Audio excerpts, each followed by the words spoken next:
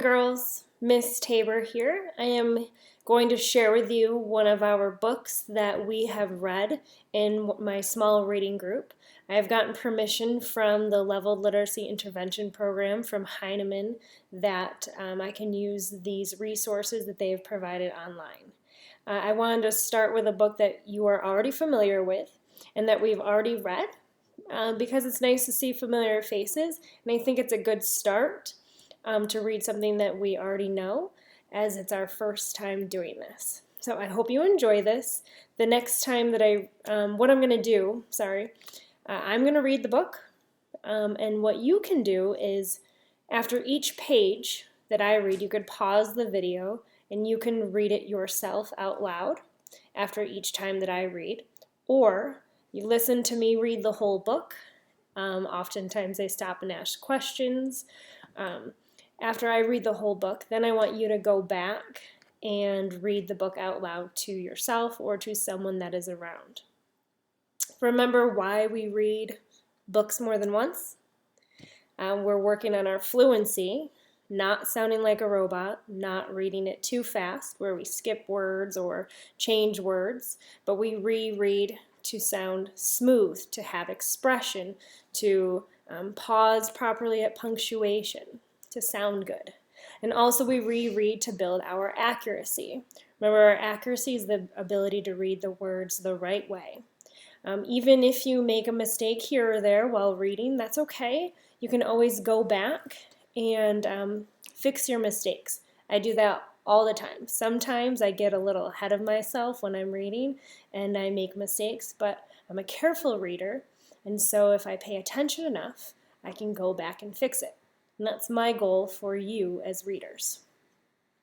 So as we go through this, I just want you to listen to the book, and anytime you want to stop to say something or to share something, or you might know what's going to happen next, that's okay. Pause the video and you can express that with somebody nearby. It might be a nice way to listen and reread this story. So let's go ahead and I'll show you what we're going to read today.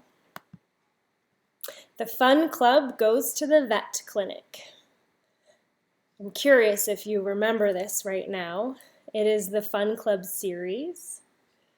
I remember the dog Meatball. I wonder if you do too. Inside the front title, we can see the characters. Remember, there's Dana, Miss Dimple, Keb, and Rich. The Fun Club goes to the vet clinic. Miss Dimple took Meatball to see the vet. "Hi, Meatball," said Dr. Grimes.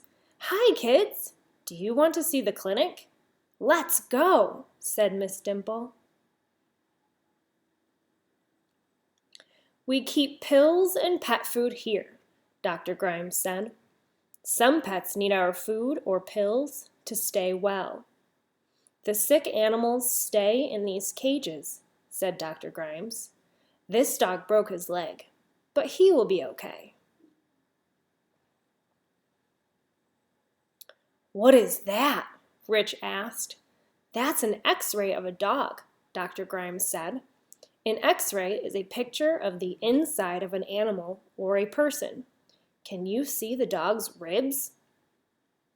"And that machine takes the X-ray pictures," said Miss Dimple. You might make a connection on this page. Maybe you've had to get an X-ray before if you had a bad fall and hurt one of your bones. Think about that and connect to this page. "Is she looking at cat poo?" Keb asked. "Yes," said Dr. Grimes. "Kate is looking for little worms that can live in a pet's tummy." "Yuck!" said Dana. Dr. Grimes smiled. "We have pills for pets with worms," he said. I remember when we read this page together in class, and a lot of you had funny looks on your faces when you had to read that word. I'm circling it right now. That made me laugh. "Do you have an operating room?" Keb asked. Oh, I made a mistake there. Did you catch it? Keb asked. "Yes, "It's down the hall," said Dr. Grimes. Rich jumped on a scale. "That's the same number we get for a lot of dogs," Dr. Grimes said. Do you see that it says 40? I assume they're using pounds. Dr. Grimes took Meatball into a room. He put her on a table. He looked at her eyes and ears and teeth. He checked her heart. He pushed on her tummy.